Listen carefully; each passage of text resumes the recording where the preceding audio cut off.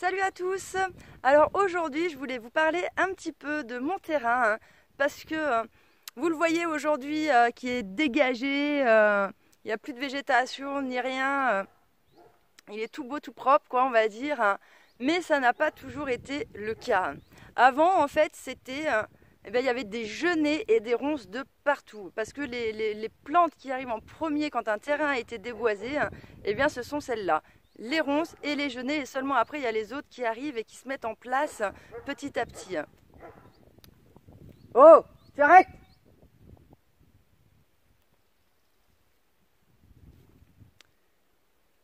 Et donc, bah voilà, j'avais des étendues de genêts et de ronces.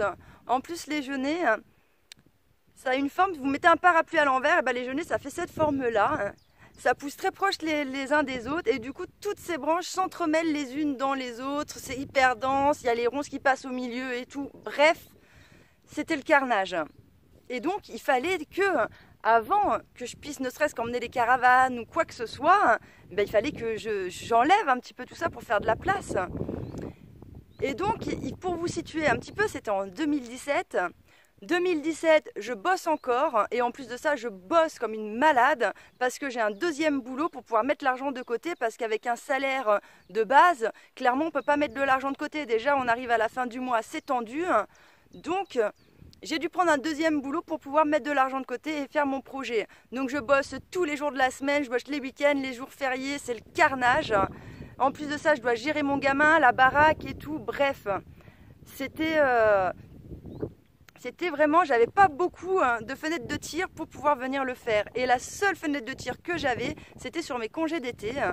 Et donc là, eh bien, avec un pote qui décide de venir m'aider, on vient ici, on plante les tentes. Et donc bah, là commence la grande aventure du tronçonnage. Alors ce qu'il faut savoir, c'est que moi, j'avais jamais touché une tronçonneuse de toute ma vie. Jamais. Ok? Et donc, quand on voit les arbres qui sont comme ça, bien bon bah on se dit voilà une tronçonneuse, on a l'impression qu'on va arriver le bordel en 3 secondes au genêt on lui fait la fête quoi. Sauf que dans la réalité, eh bien c'est pas comme ça. Le genêt c'est un bois qui est hyper dur. En plus de ça, comme on était l'été, il y avait eu la montée de sève, tout le bordel, donc du coup il était encore plus dur que quand c'est l'hiver, parce que cet hiver j'en ai coupé quelques-uns et le bois il est beaucoup plus tendre quand même, ça se fait beaucoup mieux. Donc là, on était dans ces conditions-là. En plus de ça, étant l'été, le soleil cognait, un truc de dingue la journée. Donc, je vous laisse imaginer la transpirante qu'on se tapait à couper tous ces genêts et tout. Franchement, ça a été le carnage. Les genêts, ça se coupe pas comme ça prend énormément de temps. Et donc, du coup, sur ces semaines où on est venu, on n'a fait que 1000 mètres carrés. Et ça a été du boulot, on n'a pas chômé. En plus de ça, les genêts après, bah, il faut les évacuer parce que ça en fait un monticule de bordel. Donc bon, ça va que comme je suis en altitude, les nuits, même en été, même s'il y a la canicule, même s'il se peut se passer n'importe quoi, les températures chutent drastiquement le soir. Donc c'est-à-dire que vraiment, la nuit la plus chaude que je peux avoir, je vais avoir du 15 degrés. Sinon, ça oscille plus quand même entre 6 et 10 degrés. Donc, pour vous dire, c'est quand même assez frais. Et donc, ben là, comme il n'y avait pas de truc pour chauffer ni rien, ben, on a fait brûler tous les genêts le soir, histoire de se réchauffer. Et en plus de ça, bon, ben voilà, ça nous faisait passer un petit moment fort sympathique, ça faisait du bien. Et donc, bien là, je me suis retrouvée quand même où j'avais que à l'entrée qui s'était dégagée. J'avais tout autour en fait de l'habitation et tout ça qui était dégagé, mais en fait toute la partie là que vous voyez où j'ai posé la serre, toute la partie qu'il y a derrière moi et tout ça, et bien là, c'était pas du tout dégagé. Et donc, ça m'embêtait un petit peu puisque j'ai pour projet dans toute cette partie qu'il y a là de planter en fait ma forêt comestible. Et puis bah ça malheureusement une forêt comestible, si je veux pouvoir en profiter quand même, c'est pas dans 10 ans qu'il faut que je la plante, c'est cette année, j'ai envie de vous dire, c'est quasiment tout de suite les premières années où j'arrivais sur le terrain qu'il faut que je m'en occupe. Donc comme j'avais déjà planifié ça dans ma tête, j'étais un peu hyper déçue de ne pas avoir eu le temps de faire une autre partie. Il se trouve en fait que sur cette partie-là, donc je suis de l'autre côté de l'habitation, eh bien j'ai un chemin qui passe et donc là j'ai une clôture et il se trouve que sur cette clôture eh bien j'avais des genêts aussi qui passaient tout entre, et donc on a tout fait. Je vais vous montrer, vous voyez ici il y a le genêt et puis on voit bien que ça passe tout à travers quoi. Et ça c'était vraiment tout le long avec les ronces. Donc eh bien on avait fait donc toutes les clôtures, on avait passé grave du temps à tout décoincer les genêts qui étaient passés dedans, à enlever les ronces et tout ça.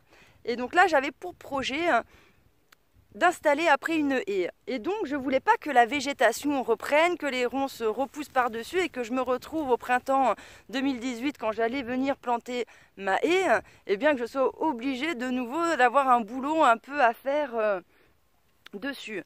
Donc du coup je cherche du foin. Vers chez moi il y a beaucoup d'élevage et donc du coup il y a beaucoup de prairies aussi et il y a donc beaucoup de foin. Par conséquent, eh bien j'ai trouvé assez facilement un agriculteur chez qui je pouvais trouver du foin, et donc il est venu me le livrer sur le terrain. Et en discutant avec lui, eh bien, il m'a dit qu'il était équipé lui d'une machine pour déboiser les terrains, et c'est comme ça en fait qu'il faisait quand ils en achetaient et que il y avait justement des genêts et tout comme ça, c'est ce qu'il utilisait. Et donc du coup, ben voilà, il est venu donc me déboiser complètement la partie du terrain qui me manquait, moyennant finance, bien entendu. Et donc voilà comment je me suis retrouvée à avoir une grande partie de mon terrain qui était déboisée. Et donc il n'y avait plus qu'à cultiver, plus qu'à replanter, plus qu'à faire tout ce qu'on voulait dessus. Donc, eh bien en fait, dans tout ce qu'il y a derrière moi là, j'ai planté à l'automne dernier, là j'ai planté plein de noyaux, de tout plein de trucs différents. J'avais déjà testé ça avant chez moi, j'en avais fait partir en mettant dans des godets, en laissant dans la terre. Eh bien j'avais eu des plantes qui étaient reparties, donc du coup je me suis dit il n'y a pas de raison que là ça le fasse pas. La seule contrainte que j'ai ici, comparée à quand on les fait en petits godets, c'est que les chiens n'y vont pas. Donc du coup quand ça pousse, ils risquent pas d'y piétiner. Là l'inconvénient c'est que bon, les animaux peuvent y aller, il y a un plan qui peut sortir et puis du coup se faire piétiner et donc mourir. Donc du coup c'est pour ça que j'ai aussi fait pareil. Ils ont passé tout l'hiver, j'avais étalé du foin. Et donc dans du foin, je les ai fait passer l'hiver dedans, dans mes petits godets. Et là, je les ai repassés dans la serre pour qu'avec la chaleur, ça active un petit peu tout ça. Et là, en plus, donc je sais un petit peu quoi correspond à quoi. Donc du coup, ça me permettra, en fonction de la variété et tout ça, de mieux les placer en fait sur le terrain en fonction de ce qu'elles demandent. Donc voilà, ça c'est... Première chose de fait, c'est cool, j'ai hâte de voir donc ce que ça va donner. Donc je vous ai pas expliqué aussi le pourquoi du comment de l'histoire. Je voulais planter cette haie. C'est parce qu'en fait, dans l'été, quand on était en train de couper tous ces genêts, un soir, eh bien en fait on a vu un sanglier qui passait le long de ce chemin. Et là je me suis dit, comme je veux faire une partie du potager du côté là-bas et une partie du potager du côté ici, parce que je me suis rendu compte que j'avais pas tout à fait la même terre d'un côté que de l'autre. En plus, du côté là où j'ai mis la serre, c'est beaucoup plus venteux que de l'autre côté. De l'autre côté, c'est plus caillouteux que de ce côté-là. Donc je pense qu'il y a des plantes qui vont mieux évoluer d'un côté que de l'autre. Et donc quand j'ai vu ce sanglier passer, bien, je me suis dit... Je vais planter des choses qui sont susceptibles de l'intéresser et donc il y a moyen que qu'il me défonce la clôture et qu'il passe. Donc du coup j'ai décidé d'acheter une haie, donc ils appellent ça, c'est une haie anti-intrusion. C'est des arbustes qui ont plein d'épines et donc si on les taille bien, eh bien c'est censé après en grandissant faire une haie qui soit infranchissable par l'homme et en plus par les bestioles quoi.